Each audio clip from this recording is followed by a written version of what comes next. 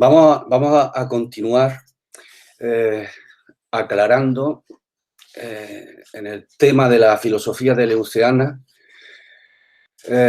los rasgos principales de su concepción sobre la subjetividad. ¿Qué es el sujeto? ¿Qué es la experiencia interna de ser un yo? Como empezamos a ver, pues la respuesta a esta cuestión ofrece muchas aristas, muchas caras, porque es un poliedro de cuestiones.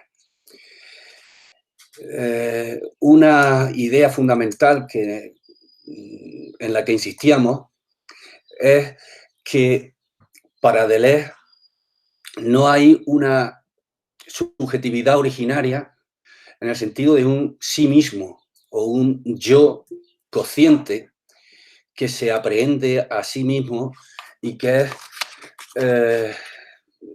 una esfera de propiedad, ¿no? De propiedad de sí. No es un yo cartesiano. Por supuesto, sería absurdo pensar que Deleuze considera que no hay subjetividad, es decir, que ustedes no están ahí y que yo no estoy aquí y que nadie está hablando y que nadie está escuchando. No es eso. Nadie, el pensamiento de la diferencia, ha dicho que la subjetividad sea algo absurdo. La subjetividad es, ¿no? Ahora bien, se trata de preguntar acerca de cómo entendemos la subjetividad. Y resulta que en el pensamiento moderno, como sabéis, la subjetividad ha sido considerada como un punto arquimédico, ¿no? Como un fundamento que constituye todo lo real. Y eso es una consideración bastante rotunda que tiene muchísima profundidad. Hay un giro copernicano en la modernidad y esto hay que repensarlo, porque si todo lo real es producto de una constitución del sujeto, bueno, pues entonces emerge la pregunta sobre cuál es la realidad que genera al sujeto mismo. ¿O es que el sujeto es una realidad a priori que es la más originaria de todas y que es como una especie de creación divina, por decirlo así, que se constituye en punto inicial de una trayectoria de conocimiento, ¿no? Siendo la realidad pues lo último de esa trayectoria? Entonces no se trata, como digo, de negar que hay una subjetividad, que hay un yo, sino de intentar repensar la modernidad buscando cuáles son las fuentes en virtud de las cuales es constituido el propio sujeto que constituye a la realidad. Este es el problema, ¿no? Y bueno, la respuesta deleuzeana toma como punto de partida la perspectiva kantiana porque Kant ofrece una concepción de la subjetividad que es paradigmática en la modernidad, ¿no? La subjetividad está relacionada con el mundo exterior en cuanto fenómeno. El fenómeno es la aparición de una realidad pura, de una realidad nouménica a la que no tenemos acceso, simplemente es pensable, pero en su aparición fenoménica es al mismo tiempo una donación y una constitución desde el sujeto. La realidad es una síntesis. La experiencia es siempre una síntesis de lo dado y de la construcción o articulación de eso dado en la experiencia por parte del sujeto. Y esto es lo que fundamentalmente Deleuze intenta pensar. Esta problemática, pues, ocupa un amplio lugar en la filosofía de Leuceana, de tal manera que, como he dicho alguna vez, pues se extiende a lo largo de cientos de páginas y no podemos pretender profundizar en ella, porque esto sería objeto de un análisis específico y muy próximo a una tesis doctoral. Así que simplemente voy a dar algunas pinceladas. ¿Cómo es constituido el sujeto? Simplemente con afirmar constitución del sujeto dentro del ámbito en el cual se mueve Deleuze, recordamos inmediatamente a Foucault. Como sabéis, Foucault consideraba al sujeto no como un elemento originario, sino como una dimensión constituida por el poder, constituida por dispositivos saber-poder, es decir, por discursos que están vinculados a un fondo de afección de fuerzas. El último, Foucault, pues es el aliento de una dificultad que estaba desde el principio en su pensamiento. Como si el sujeto es constituido, es además un sujeto que puede hacerse cargo de sí de tal manera que es el punto de partida de una crítica y es el punto de partida de una ontología de la actualidad, de una ontología de sí mismo, como pensaba Foucault. La cuestión es que, si bien queda claro que el sujeto es constituido, pues es muy confuso y muy complicado responder a la cuestión de cómo el sujeto se autoconstituye.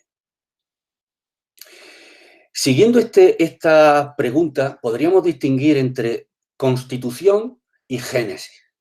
Aquí, en esta distinción, creo que hay una clave fundamental para entender la posición de Leuceana. No es lo mismo constitución que génesis. La génesis tiene que ver con el problema de la individuación, que había sido abordado, como sabéis, por Simondon como aclaración de lo real en su totalidad en cuanto physis, en cuanto potencia que se autogenera a sí misma. Todo el pensamiento de Simondon es un intento de análisis de esa autogeneración de la physis, por la cual va surgiendo un mundo físico, un mundo biológico y en un estrato, ¿no? Sobre pues un mundo humano que es colectivo y que implica la dimensión cultural y social. ¿Cómo se genera esto?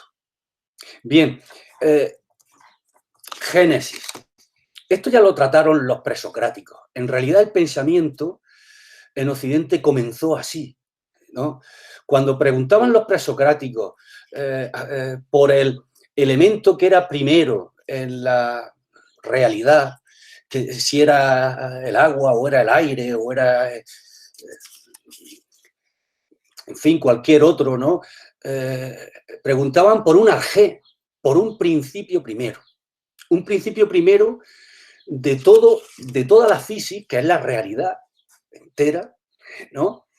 Un principio primero que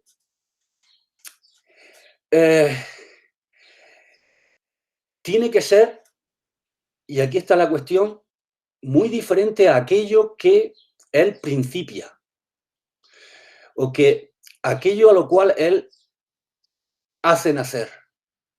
Porque si el principio de aquello que es real es algo que tiene la misma estructura de lo real, pues entonces habría que preguntar por el principio del principio. Y así en una regresión ad infinitum, y la cuestión misma se mostraría como un absurdo. Todo lo real es definido. Estoy refiriéndome todavía al planteamiento presocrático.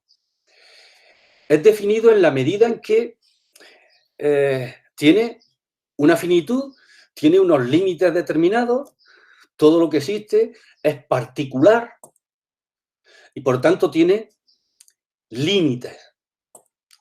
El principio de todo lo real es el principio de todos los seres que están limitados. Por tanto, el principio de lo real no puede ser algo a su vez limitado y concreto. Porque, como digo, entonces habría que preguntar por el principio del principio, por el arjé del arjé. Y esto pues conduce a un absurdo.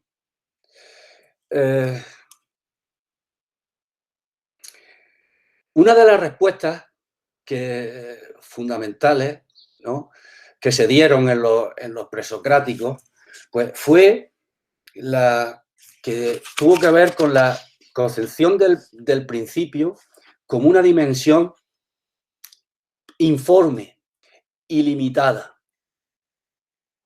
El arjé es algo así como un elemento en el cual están contenidas todas las realidades concretas, siendo él indefinido, no concreto, ilimitado. El arjé es, por tanto, un apeiron, lo indefinido, lo ilimitado, ¿no? Tan grande fue el punto de partida de la filosofía occidental. Si no hubiesen pensado esto los presocráticos, habrían tenido que ceder a un pensamiento trascendentalista, un pensamiento que fijase necesariamente el comienzo de lo real en un ente trascendente. Y de hecho, en Occidente, cuando se eclipsó, ¿no?, la filosofía griega, pues fue colonizada por la filosofía o el pensamiento cristiano, que es junto al pensamiento griego aquello que nos constituye como occidentales, ¿no? Pero, en fin, siguiendo con esto, los presocráticos no dan el paso este, no quieren dar el paso este de concebir lo real como fundado en un principio que es externo, que es trascendente. Entonces, si el principio es inmanente, pues entonces ese principio tiene que ser la realidad entera en su indefinición. Y el problema entonces del pensamiento consiste en aclarar la génesis de lo singular concreto. ¿Cómo a partir de lo indefinido, que no tiene límite, aparece un ser? Un ser físico o un ser viviente, cualquier ser que es concreto y tiene límite. ¿Cómo aparece desde lo ilimitado, lo limitado? Este es el problema de la génesis. Como digo, Simondon está trabajando en esta línea. Para la realidad es física, igual que para los presocráticos. Y el fondo de la realidad es un ilimitado problemático. Esto es lo que añade Simondon. Hay una problematicidad que constituye el fondo último de la physis. Quiere decir que la physis no tiene un carácter de cosa, de objeto, sino que está constituida por un conjunto de fuerzas que están en relación y que constituyen lo que más tarde Deleuze llama síntesis disyuntiva. Y volvemos al problema. Entonces, la realidad última es un conjunto de síntesis disyuntivas, y en la medida en que cada una de estas es un problema, lo real es un conjunto de problemas en movimiento. Deleuze parte de aquí, o esta idea de la physis y esta idea de lo indefinido como lo problemático, está presente en su intento de aclaración de qué es la subjetividad. Os podéis imaginar que la respuesta tiende a precisar el sentido de la subjetividad como el sentido de una concreción que surge que emerge, que es generada desde algo no concreto e ilimitado. Y a eso nos referíamos el último día, que bajo esta subjetividad respecto a la cual cada uno podemos decir yo, ¿no? Y yo mismo, el sí mismo, etcétera, ¿no? Bajo esa realidad que es la mía, hay necesariamente un yo que no es una identidad. Un yo que, en cierto modo, es un ilimitado, problemático. Por tanto, un anónimo problemático. Este es el horizonte. Para precisar esto, introduce Deleuze toda la problemática a la que llama empirismo trascendental, en discusión con Hume y con Kant simultáneamente, ante todo con Kant, ¿no? Se trata de analizar no las condiciones de posibilidad de la experiencia, que es lo que constituye la cuestión kantiana, sino las condiciones de la génesis de la experiencia. No es lo mismo preguntar por las condiciones de posibilidad, lo que hace posible el conocimiento, ¿no?, de lo real, lo que hace posible la experiencia de lo real, no es lo mismo, digo, que cómo esta experiencia es generada desde sí misma. El problema de la génesis es otro. Y según Deleuze, abre un espacio que no había sido considerado por Kant y tampoco nunca antes, al menos hasta Simondon, en la modernidad. Es una pregunta, por tanto, que es considerada por Deleuze como una pregunta actual, novedosa, que retoma precisamente, como he dicho, a los presocráticos, pero que irrumpe en el pensamiento moderno y contemporáneo. Kant distinguía, como sabéis, en la crítica de la razón pura, una estética trascendental, una analítica trascendental y una dialéctica trascendental. La analítica trascendental se ocupa del análisis de cómo es constituida la experiencia perceptiva.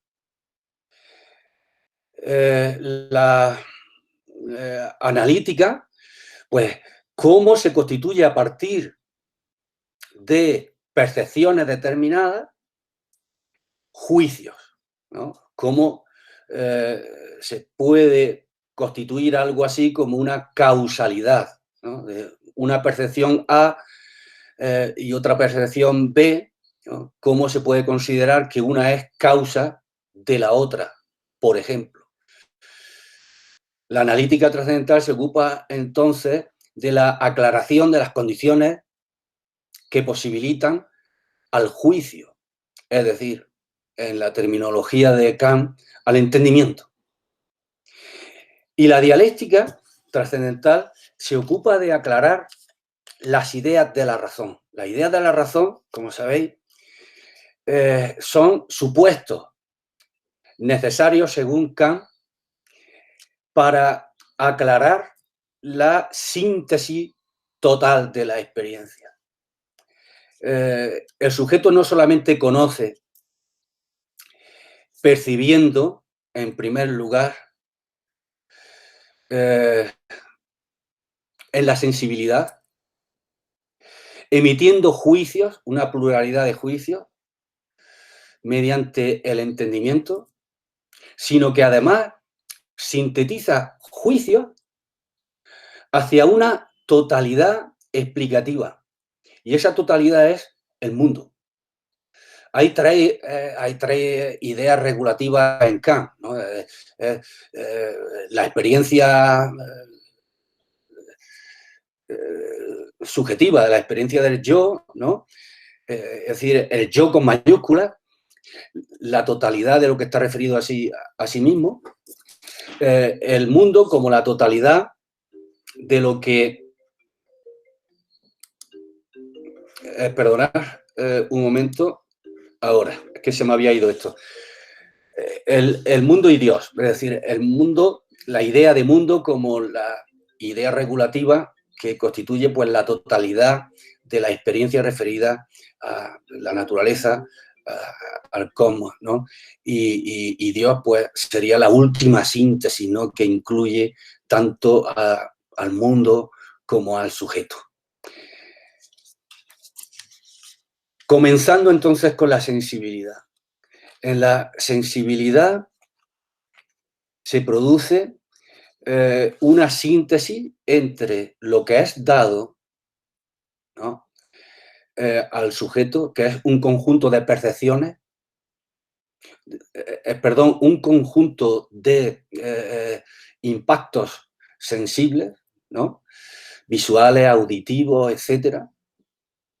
Y la constitución espaciotemporal, que parte de formas a priori, la forma a priori del espacio y el tiempo del sujeto. El sujeto en la sensibilidad organiza espaciotemporalmente las impresiones sensibles que proceden del exterior. Ahí hay una síntesis, entonces, entre estas impresiones sensibles y las formas a priori del espacio y el tiempo. El resultado es una percepción, es decir, esta lámpara, este libro, esta flor. Este es el primer nivel de la constitución trascendental de la experiencia. Desde el punto de vista de la génesis, Deleuze, ¿cómo aclara esto? ¿Cómo surge una percepción?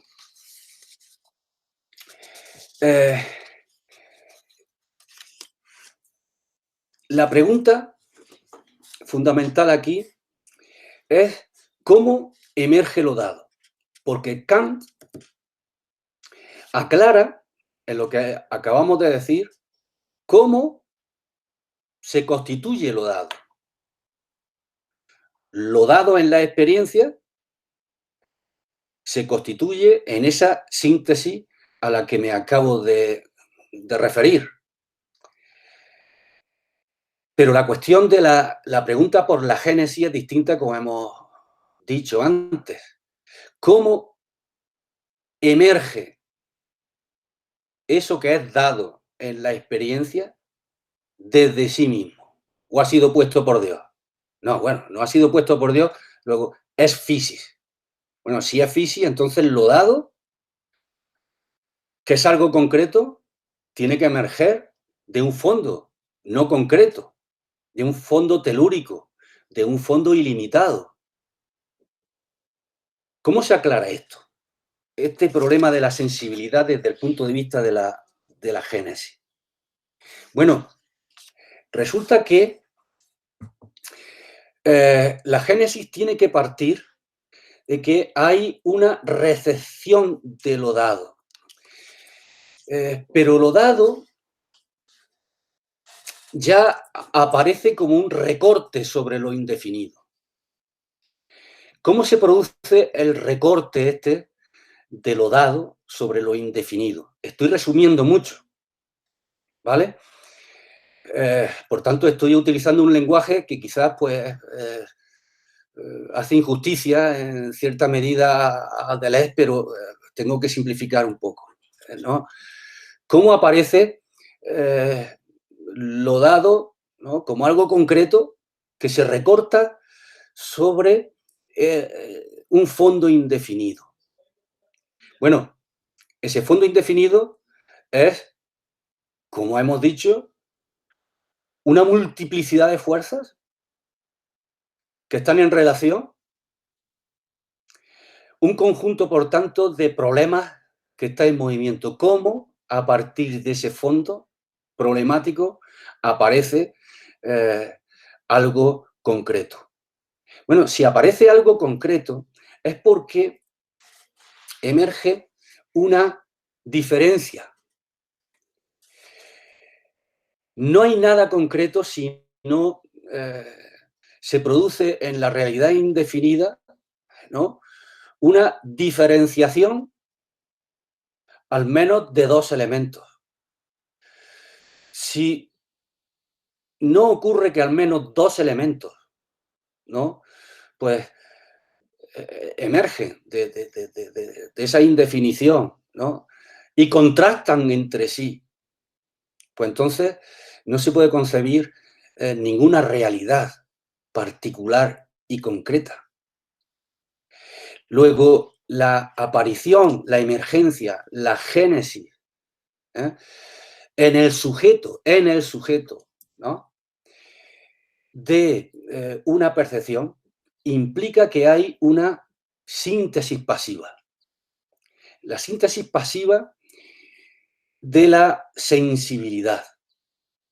Quiere decir esto que hay una captación ya que produce una síntesis de diferencias que emergen de ese fondo. Pero esa captación resulta que no puede ser la del sujeto consciente, puesto que lo dado es recibido por este sujeto. Luego, tiene que haber algún tipo de captación sintética que reúna lo diferente. Y esto no puede ser más que, según Deleuze, una contracción en la propia naturaleza, en la propia realidad, en la propia physis. Es una contracción de diferencia, ¿no? Por ejemplo, la percepción del sol, ¿no? ¿Cómo puedo percibir el sol una mañana, ¿no? Solamente se explica una percepción así, ¿no?, si hay una diferenciación y una repetición sintética. Una diferenciación entre el sol que veo hoy, el sol que vi ayer. Allí hay una diferencia, ¿no? Y entonces un reconocimiento de que esa diferencia se remite a una unidad, que es el sol. Esa diferencia entre el sol, ¿no?, eh, eh, contemplado ayer y el sol contemplado hoy, implica, ¿no?, esa diferencia implica una síntesis que no es, como digo, puesta por la subjetividad. De aquí es de donde partía Kant. Es la subjetividad la que pone desde sí las estructuras que generan, que dan lugar a una síntesis de la experiencia. Pero aquí estamos hablando de la génesis. Entonces, lo dado ya es algo que recibe el sujeto. Por tanto, lo dado, estoy repitiendo un poco, pero es porque es una idea bastante compleja, ¿no? Por lo menos para mí, ¿no? Lo dado, entonces, implica una donación de multiplicidad y una reunión de esa multiplicidad diferencial en una síntesis. Esa síntesis, ¿quién la realiza? Si no es un sujeto. ¿O qué la realiza si no es un sujeto? La respuesta, la realiza la misma realidad en cuanto reunión de diferencias. Y la realidad en cuanto reunión de diferencias se puede pensar como una contracción. Una síntesis es en realidad una contracción de diferencias. Yo contraigo la diferencia entre el sol, ¿no?, de ayer y el sol de esta mañana y experimento que refieren a una unidad que es el sol y sin embargo eso yo lo he recibido, luego tiene que ser sintetizado por algo que pertenece a lo dado, inherente a lo dado. Lo dado contiene la síntesis de lo dado mismo, podría decirse. Esto es una paradoja bastante, bastante difícil, pero planteado el problema de la génesis, parece, desde el punto de vista de Deleuze, que no hay otra salida más que presuponer esto. Hay una contracción. Y esa contracción es lo que llama Deleuze síntesis pasiva de la sensibilidad, por contraposición a la síntesis activa kantiana. Esa síntesis es tan pasiva que desde el punto de vista de Deleuze es al mismo tiempo una síntesis orgánica.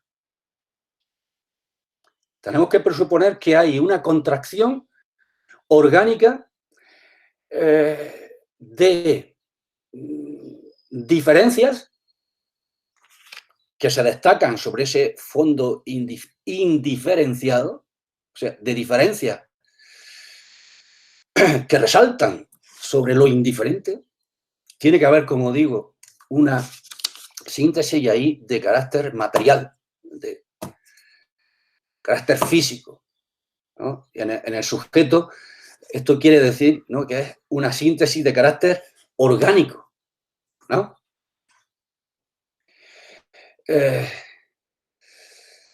Así puede uno aclararse un poco qué quiere decir la locura esta, de que cuando afirma Deleuze, ¿no?, en diferentes lugares de su obra, ¿no?, bueno, que el ojo es luz plegada.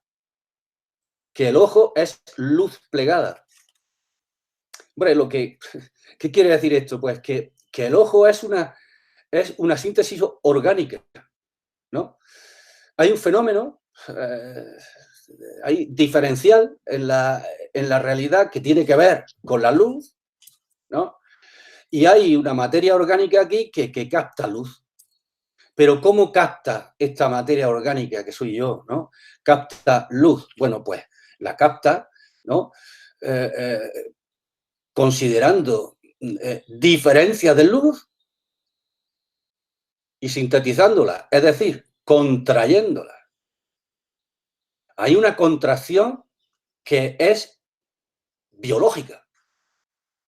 Esto es como una locura, pero al mismo tiempo es fascinante.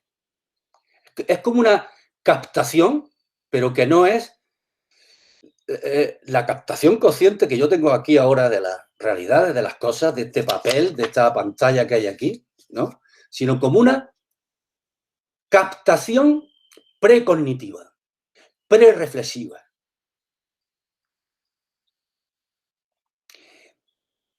Una captación que se da en la naturaleza misma. Es que, de otro modo, tampoco se podría hablar de la naturaleza como física. Porque si la naturaleza es física, es autogeneradora. Y si es autogeneradora, necesariamente en esa autogénesis, ella misma se capta a sí misma, pero de un modo físico. Bueno, y a esta cuestión es la que se expresa en esta idea de que hay una síntesis pasiva de la sensibilidad que se corresponde con una síntesis orgánica, que es una contracción ya material. Vale.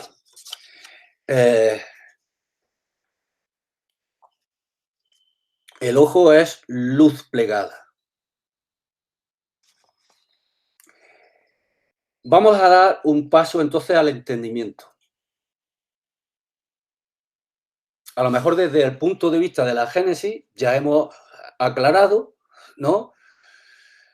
Algo que no aclara acá, si lleva razón Deleuze, y es cómo se genera lo dado en la sensibilidad, de tal manera que es una percepción. Vale. Pero resulta que en el entendimiento, si seguimos, ¿no?, la línea kantiana, en el entendimiento se producen reuniones de percepciones. Resulta que un objeto percibido es causa de otro objeto percibido. Y hay diferentes relaciones, ¿no?, de probabilidad, de esencia y accidente, etc. El juicio establece muchas relaciones entre percepciones. Y esas relaciones las establece, como sabéis, a través, ¿no?, de estructuras a priori, que son las categorías. La categoría de causalidad, la categoría de probabilidad, etc. Bien. Desde el punto de vista de la génesis, ¿cómo se genera esta actividad, ¿no?, de juicio, ¿no?, de relación entre elementos ya captados previamente por la sensibilidad? Bueno, aquí Deleuze se introduce en el problema de la síntesis trascendental de la apercepción. Como sabéis, en Kant, la síntesis trascendental de la apercepción, ¿no?, de la apercepción trascendental, es lo mismo, es la presuposición básica del entendimiento. Para que haya experiencia, tiene que haber un flujo de experiencia dada y tiene que haber un cogito que mire, que capte, que constituya un acto de aprehensión de esa experiencia. Porque en caso contrario, esa experiencia sería ciega. Y en ese caso no se puede decir que es mi experiencia. Estamos intentando aclarar la subjetividad. ¿Qué es eso que ocurre en mí, que es que yo tengo experiencia, que esto es mi experiencia? Bueno, desde el punto de vista kantiano, pues, como digo, esto presupone como punto arquimédico del conocimiento humano la síntesis trascendental de la percepción, síntesis de la percepción trascendental entre flujo de lo dado y captación del cogito. Y esto está a la base del entendimiento, porque el entendimiento realiza juicios y los juicios necesitan un cogito que enjuicia. Aquí está la cuestión, ya hemos llegado, ¿no? ¿Cómo surge ese cogito que enjuicia? Hombre, ese cogito que enjuicia, desde el punto de vista kantiano, soy yo. Es decir, esta subjetividad, ¿no? Pero desde el punto de vista de la génesis, esto adquiere otra dimensión, otra profundidad. No porque yo ya me encuentro, dice Deleuze, en cierto modo, percepciones enjuiciadas dentro de mí. ¿Cómo percepciones enjuiciadas? Qué cosa tan extraña, ¿no? O sea, antes percepciones que eran producto de una síntesis ahí en la sensibilidad mediante una contracción. Bueno, y ahora son percepciones, ¿no?, enjuiciadas. Ya, pues no soy yo el que enjuicia. No, vamos a ver. Yo voy caminando por la Gran Vía. Me detengo ante un escaparate no sé,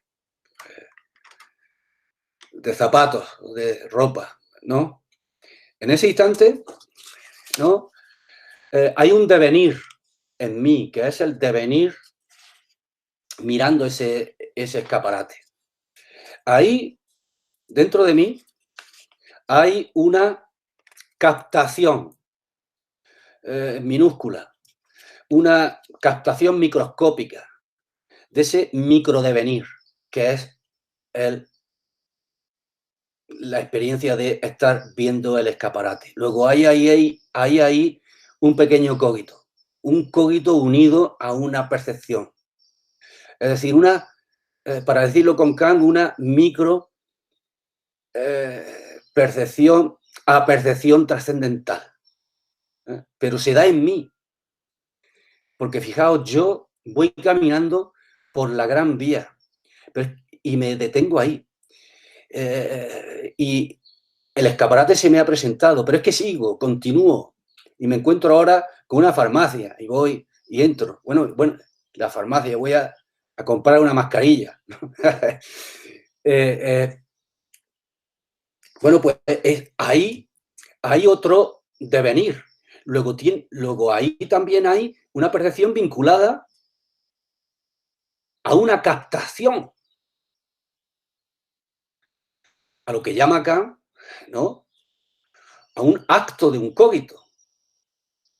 Bueno, pues digamos que hay ahí un cogito diminuto, un cogito microscópico, un cogito que podemos asimilar a un devenir elemental. Y es que cuando yo voy caminando hay infinidad de devenires en mí. Yo no solamente soy el que está presenciando el escaparate, yo no soy simplemente el que está presenciando la farmacia, etcétera, sino que estoy presenciando, estoy atento de alguna manera a todo lo que ocurre a mi alrededor, y eso es un conjunto muy profuso de devenires que están en relaciones diferenciales. Pero esto quiere decir que cada uno de estos devenires tiene ya un cogito. Luego, cada uno de estos devenires con su cogito es un yo. Y si es un yo, entonces hay una multiplicidad de yoes en mí. Un poco loco, ¿no? Hay una multiplicidad de yoes en mí. Yo soy no primeramente un origen unitario que está debajo de las diferencias. Yo comienzo siendo, desde el punto de vista de la génesis, un conjunto de diferencias subjetivas, es decir, un conjunto de yoes. Hay una multiplicidad de yoes que me recorren continuamente. Y esto hay que presuponerlo en la dimensión, digo, del entendimiento, ¿no?, de la formulación de juicios, de la relación entre percepciones. Aquí, además de la multiplicidad de los yoes que yo soy, ¿no? Además de esta cuestión, Deleuze aborda el problema de cómo esta experiencia es temporal, ¿no? En la sensibilidad hay ya una temporalidad y una espacialidad, ¿no? Una espacialidad profunda de la naturaleza, spatium. Hay una temporalidad cualitativa profunda de la naturaleza, en lo que me es dado en la sensibilidad.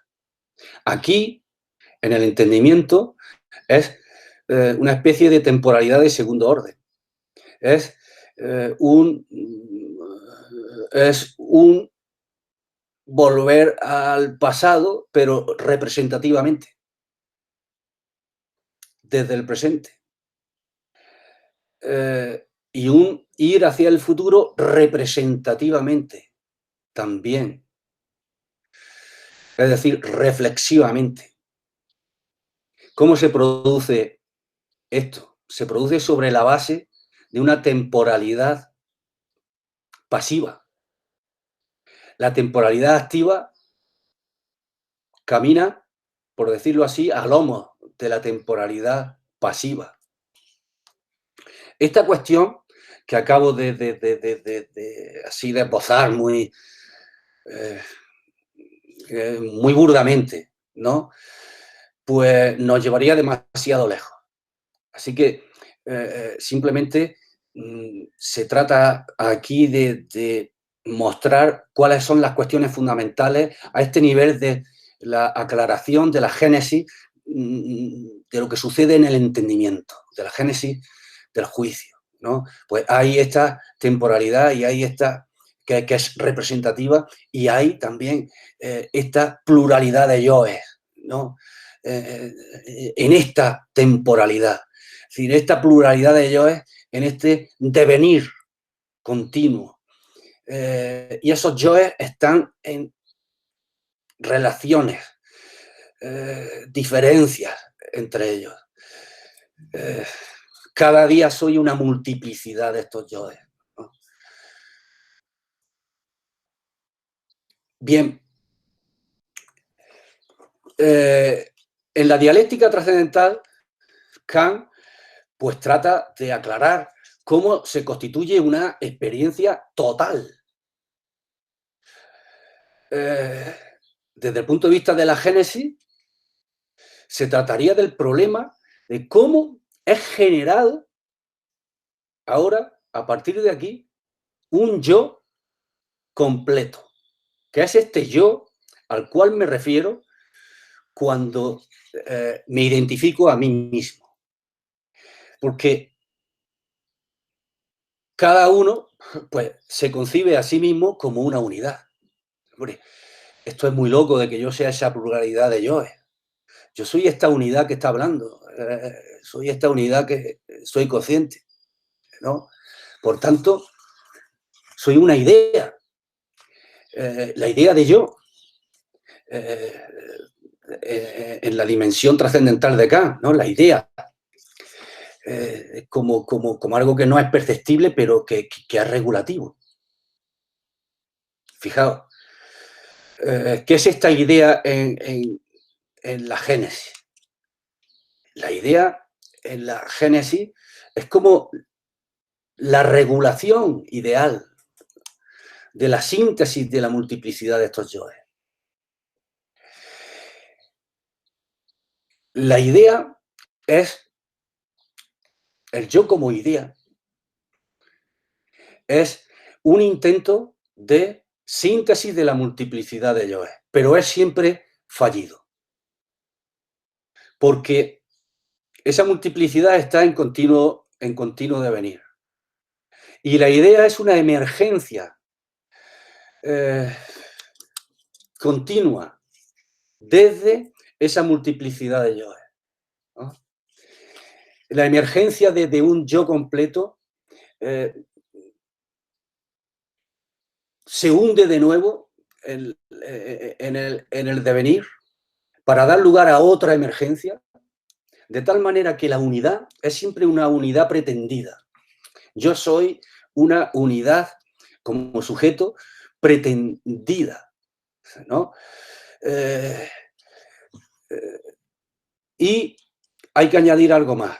Esa unidad pretendida, siempre fallida, que es siempre como un intento de unificación de la multiplicidad de los yoes, ¿no? Tiene un carácter problemático. ¿Por qué? Pues porque las relaciones entre los yoes, esa multiplicidad que yo soy interiormente, es un conjunto diferencial y por tanto es un conjunto problemático. En realidad, en el entendimiento estamos presuponiendo un conjunto de procesos problemáticos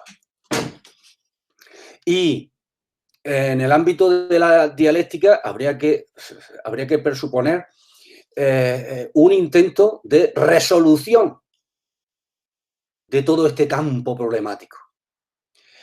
Bueno, pues yo soy eso, según Deleuze. Soy esta emergencia que es un intento de reunión de la multiplicidad que me pertenece, ¿no? Siempre fallido, siempre recomenzado, y por tanto no soy ningún origen, sino que soy una emergencia de. Aquí hay que andarse un poquito fino, ¿no? Porque decir, es que el sujeto es un producto de, es una constitución que se produce a resultas de. Hombre, esto es como un poco extraño, ¿no? Es como decir, bueno, pues lo que yo soy es simplemente el resultado de un proceso que hay ahí fuera. Bueno, pero entonces, ¿cómo puedo yo conocer ese proceso? ¿Cómo puedo yo estar hablando ahora mismo de ese proceso? Aquí el planteamiento de Deleuze es un poco más, si me permitís, ¿no? Más fino, más delicado, porque el yo no, el yo que es este intento de síntesis de la multiplicidad, no se puede decir que es exactamente ahí un producto. Es generado desde un fondo. Está en emergencia continua.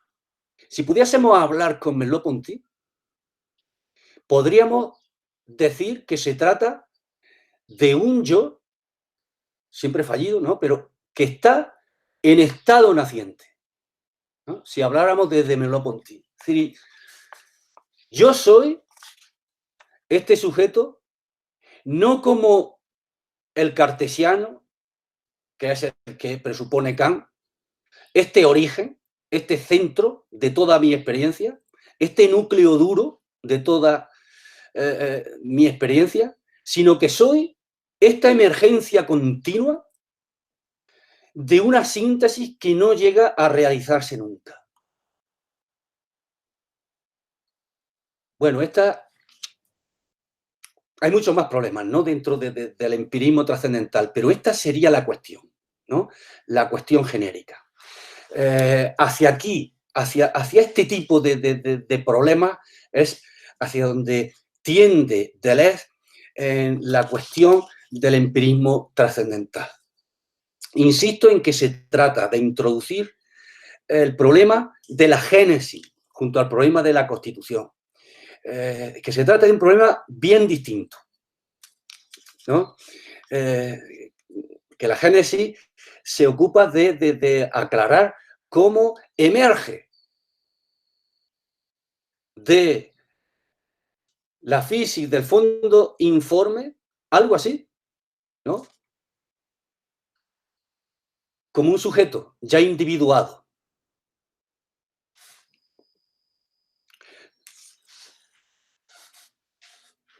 Y en esta línea, pues voy a acabar intentando aclarar entonces qué quiere decir, ¿no? Deleuze con aexeidad. Esto estaba en la página de 1000 mesetas 263-265.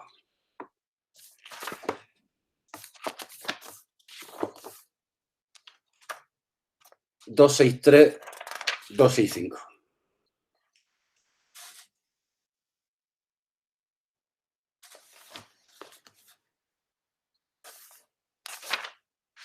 Sí, en la 264 de 1000 mesetas, ¿no? Fijaos qué cosa más loca, ¿no?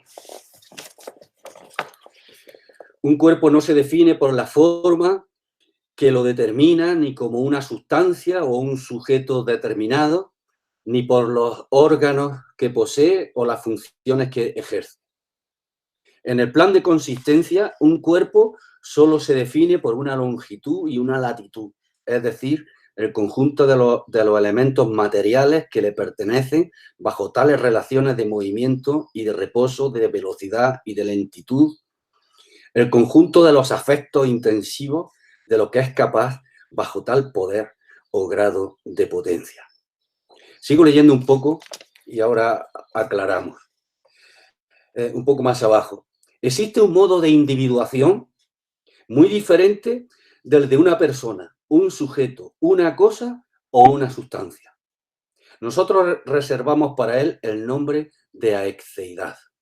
Una estación, un invierno, un verano, una hora, una fecha, tienen una individualidad perfecta y que no carece de nada.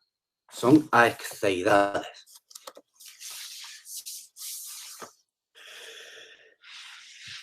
Aexeidad es individuación de lo singular. Y esto, pues, proviene de Ockham. Esto lo explota Deleuze. La individuación no de algo abstracto, sino algo que es completamente singular, ¿no? Si yo soy una reunión de singularidades, es decir, de diferencias que están en relación, ya hemos dicho estos yoes que forman una complejidad y problemática diferencial, ¿no? Bueno, si yo soy ese conjunto de diferencias, ¿no? Entonces, esas diferencias que me atraviesan y que soy, son generadas.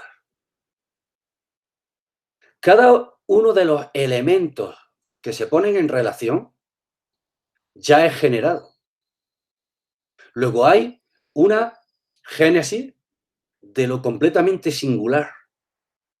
Lo completamente singular en mí es un devenir. Paso por el pasillo de mi casa, ¿no? Valga la redundancia, y ahí hay un devenir que tiene que ver con el atravesar. Entro en el salón y hay un devenir que tiene que ver de alguna manera con el emplazarme en. Riego una maceta y en mí hay un devenir que tiene que ver con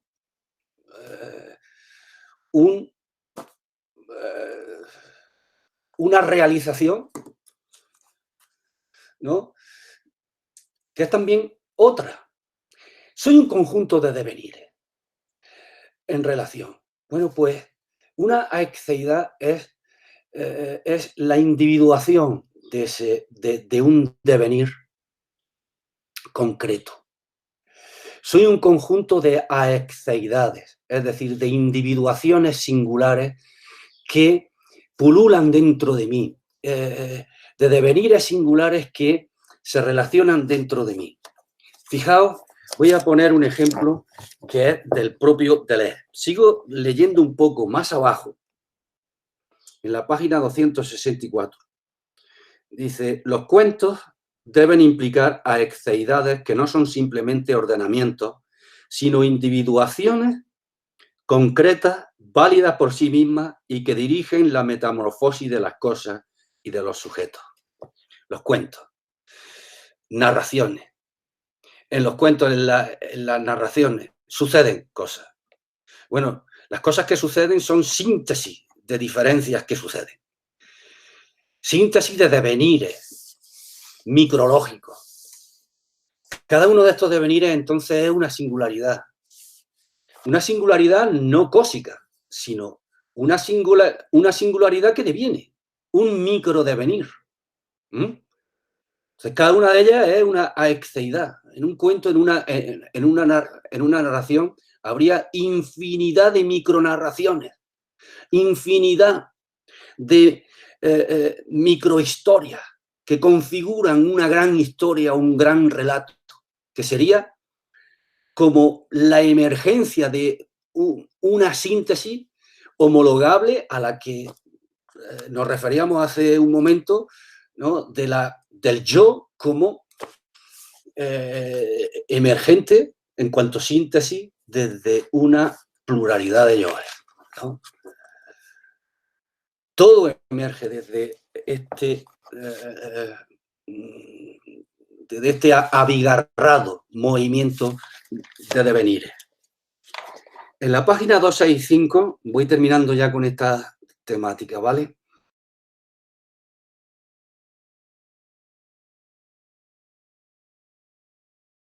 $165 de 1000 mesetas y decía que os sorprenderá un poco si no habéis leído estas páginas, ¿no?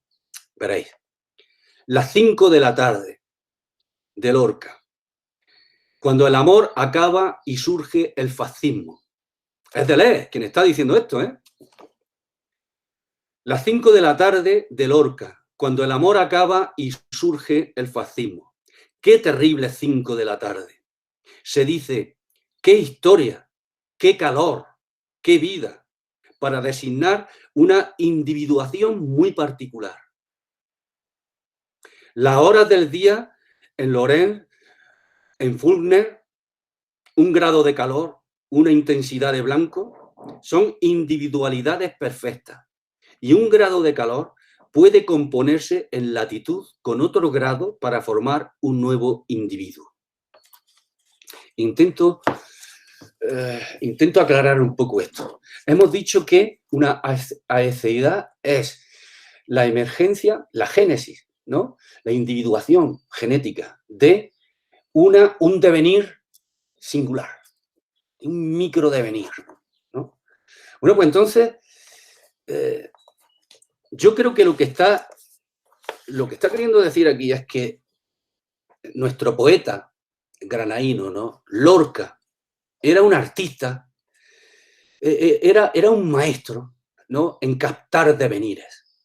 Porque cuando compone poesía, es como si hubiera una infinidad, ¿no? de pinceladas mezcladas entre sí, como si fuera un cuadro impresionista que solamente se puede visualizar a lo lejos como un conjunto, ¿no?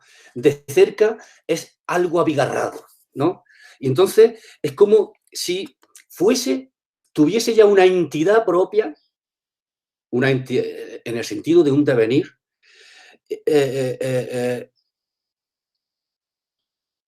las 5 de la tarde. Esto, ¿qué es lo siguiente? Las 5 de la tarde. ¿Por qué en el poema Lorca insiste tanto? Y eran las 5 de la tarde, ¿no? Porque las 5 de la tarde tiene cierta consistencia propia.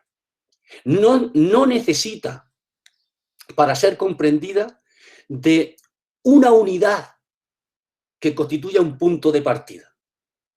Claro que está, las 5 de la tarde, claro que está en realidad con otros devenires, ¿no? Por supuesto.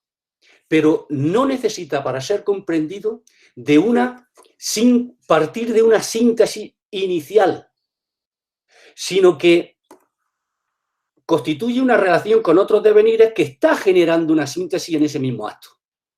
En el mismo acto en que deviene. decir las 5 de la tarde, ¿no? Es como experimentar eh, un, un escalofrío, ¿no? Para aquellos que hemos leído a Lorca. Porque las 5 de la tarde es un acontecimiento. No es simplemente un número ahí en Cronos, en el reloj. El poeta va a decir eso, ¿no? Que son las 5 de la tarde, qué tontería, ¿no? Se está refiriendo a un acontecimiento. Y es que ha muerto un amigo. Y ha muerto precisamente a las 5. ¿Mm? Cuando él pronuncia las 5 de la tarde, está pronunciando también esa muerte. Esas 5 de la tarde es un micro devenir. Es una aexeidad que tiene lugar dentro de mí, ¿no? Y habría infinidad en el poema de devenires que se relacionan entre sí. ¿Y qué sería el poema? ¿No? Voy acabando ya. Un intento de síntesis de ese conjunto de devenires. Pero si Lorca no es capaz, ¿no?, de penetrar en esos devenires mínimos de la existencia, en esos devenires que pasan desapercibidos para una macesis universal, esos devenires que pueblan el mundo. Si un poeta no tiene mirada para eso, pues entonces no puede decir nada, porque la poesía realmente contiene un mundo dentro de sí. Y un poema es una infinidad de mundos. Cada uno de estos devenires, ¿no?, como las 5 de la tarde, o qué calor. Es que qué calor no quiere decir simplemente que hay una determinada temperatura. Esto tiene un sentido cualitativo también, ¿no? Que cuando yo exclamo qué calor, estoy expresando un acontecimiento. Y es que, pues, no sé, simplemente, pues que me quiero ir. El acontecimiento no es que hay una temperatura tal. El acontecimiento es que me quiero largar. O el acontecimiento es que siento bochorno. ¿No? En fin, hasta aquí, ¿vale?